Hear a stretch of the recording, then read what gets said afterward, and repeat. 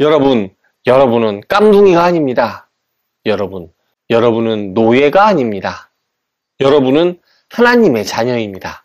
라는 선언이 정말 강렬하게 다가옵니다. 생각하는 신앙 우러나는 복음 믿음 향기. 안녕하세요. 믿음 향기 채널에 오신 것을 환영합니다. 저는 이신영입니다. 오늘 소개할 책은 조금 특별합니다. 아마 많은 분들이 기독교 하면 떠올리는 모습이 있을 거예요. 전지전능한 하나님, 십자가의 구원, 천국에 대한 소망. 이런 것들이 잘못된 건 아니지만 한편으로는 이런 생각이 들 때가 있지 않나요? 기독교가 정말 가난하고 힘없는 사람들을 위한 종교였나? 특히 역사를 보면 기독교가 오히려 권력자들의 편에 서서 약한 사람들을 억압하는 도구로 사용된 경우가 너무 많았던 것 같습니다. 그런 고민을 가지신 분들에게 오늘 소개하는 책이 도움이 될 것 같습니다. 하워드 서먼의 예수의 가난한 사람들입니다. 무려 1949년에 처음 출간된 책인데요. 벌써 80년 정도 되어가네요. 이 책의 저자 하워드 서먼은 흑인 신학자이자 목사였습니다. 그리고 여러분, 이 책이 얼마나 특별한지 아십니까? 마틴 루터 킹 목사가 항상 휴대하고 다녔다고 할 정도로 기독교 민권운동에 큰 영향을 미친 책입니다. 이 책의 저자 서먼은 간디를 만나 영향을 받았고 킹 목사에게 그런 간디의 사상을 소개한 인물이기도 합니다. 이 책에서 저자가 제기하는 핵심 질문이 정말 날카롭습니다. 박해와 고난을 겪어온 민족에서 태어난 종교가 무방비 상태에 숱한 약한 민족들을 상대로 무자비한 권력을 휘둘러 현재의 지위를 확보한 문명과 국가들의 초석이 되었다라는 모순을 어떻게 이해할 것인가 하는 거죠. 생각해 보세요. 예수님은 가난한 유대인이었습니다. 로마 제국의 억압하에서 살아가는 피지배민족의 일원이었습니다. 그런데 그의 이름으로 세워진 종교가 어떻게 권력자들의 도구가 되었을까요? 이 질문 자체가 정말 충격적이지 않습니까? 저자는 억압받는 사람들이 빠지기 쉬운 세 가지 심리적 함정을 분석합니다. 두려움, 기만, 그리고 증오예요. 먼저 두려움부터 살펴보죠. 이는 폭력과 폭력의 위협에서부터 나온다고 합니다. 저자의 말을 직접 인용해 볼게요.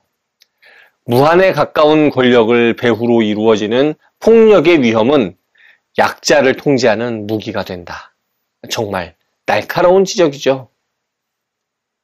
두려움은 개인의 자존감을 파괴합니다.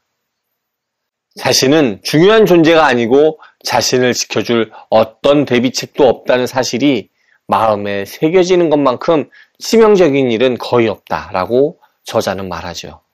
정말 마음에 와닿는 말입니다. 두 번째로 기만에 대해서는 더욱 복잡한 분석을 제시합니다. 저자는 이렇게 자신에게 질문합니다. 기만은 이와 비슷한 생존 기술이 아닐까? 전체 인생관이나 다른 관계로 독이 퍼지지 않게 삶을 보호하는 섬유증 아닐까? 라고 말이죠. 하지만 결국 이런 질문들은 심각한 어려움에서 빠져나가기 위한 합리화의 시도일 뿐이다 라고 단호하게 말합니다.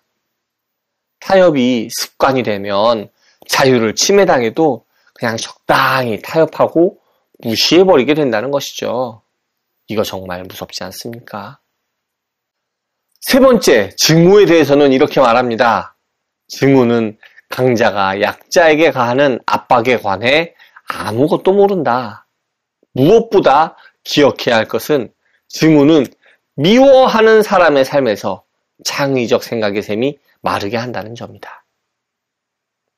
여러분, 이 세 가지 감정들을 경험해 본 적 있으신가요? 그렇다면 예수님은 무엇을 제시했을까요?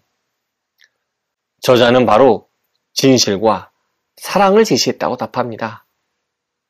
이건 단순한 도덕적 교훈이 아닙니다. 권리를 빼앗긴 이들 쪽이 압도적으로 진실할 때 지배자들은 특권의식을 잃고 그들의 입지를 견고하게 해주던 상태가 와해된 채 아무런 방어책이 없는 신세가 된다라는 저자의 분석이 정말 인상적이었어요. 진실이 단순한 방어 기제가 아니라 권력 구조 자체를 무력화시키는 혁명적 힘이라는 것이죠. 이거 정말 놀랍지 않습니까? 특히나 하나님의 자녀라는 정체성에 대한 강조가 참 마음에 와 닿았습니다. 이 책에서는 이렇게 얘기하더라고요. 여러분은 깜둥이가 아닙니다. 여러분은 노예가 아닙니다. 여러분은 하나님의 자녀입니다. 라는 선언이 정말 강렬하게 다가옵니다. 이건 사회가 부여한 굴욕적 정체성을 거부하고 근본적 존엄성을 회복하는 것이죠. 이 책을 읽으면서 정말 많은 생각이 들었습니다. 우선 저자가 지적하는 기독교의 모순이 정말 너무나 현실적으로 다가왔습니다. 정말 기독교가 억압받는 사람들의 종교에서 시작했는데 어떻게 권력자들의 도구가 되었을까 하는 의문이 항상 있었거든요. 특히 인상 깊었던 것은 저자의 분석이 단순히 사회 구조만을 다루는 게 아니라는 점이었습니다. 억압이 피억압자의 내면에 어떤 영향을 미치는지, 그리고 그 내면의 변화가 어떻게 진정한 해방의 열쇠가 되는지를 이 책에서는 보여주고 있습니다. 아무리 크고 압도적인 외부 세력이라도 그에 맞서는 정신을 먼저 꺾지 않고서는 한 민족을 최종적으로 멸망시킬 수 없음을 이야기하고 있는데요. 그 부분이 정말 깊이 와닿았습니다. 결국 진정한 해방은 내면에서부터 시작된다는 것이겠죠. 현대 한국 사회에서도 여전히 유효한 메시지라고 생각합니다. 경제적 불평등이나 다양한 형태의 차별 앞에서 우리가 경험하는 두려움, 어쩔 수 없이 선택하게 되는 기만, 그리고 때로는 치밀어 오르는 증오의 감정들. 이런 것들이 결국 우리 자신을 파괴하게 된다는 저자의 통찰이 여전히 우리에게 필요한 것 같습니다. 이 책은 특히 이런 고민을 해보신 분들에게 추천하고 싶습니다. 기독교가 정말 약한 사람들을 위한 종교인지 의문이 든 적이 있으시다면, 또는 신앙과 사회적 책임 사이에서 고민해 본 적이 있으시다면 꼭 읽어보시기를 강력하게 추천합니다. 물론 모든 책이 그렇지만 이 책 한 권이 모든 답을 주지는 않습니다. 오히려 더 많은 질문을 우리에게 던지는 책입니다. 하지만 그 질문들이 우리의 신앙을 더 깊게, 더 진실하게 만들어줄 거라고 생각합니다. 여러분은 어떻게 생각하시나요? 진정한 해방은 무엇일까요? 댓글로 여러분의 생각을 나눠주시면 좋겠습니다. 오늘 준비한 내용은 여기까지입니다. 이 책이 쓰여진 지 벌써 80년이 다 되어가고 있습니다. 그렇게 오래전에 쓰여진 책이지만 오늘날에도 여전히 유효한 메시지를 담고 있네요. 마틴 루터 킹이 평생 지니고 다녔다는 것만으로도 이 책의 가치를 충분히 알 수 있을 것 같습니다.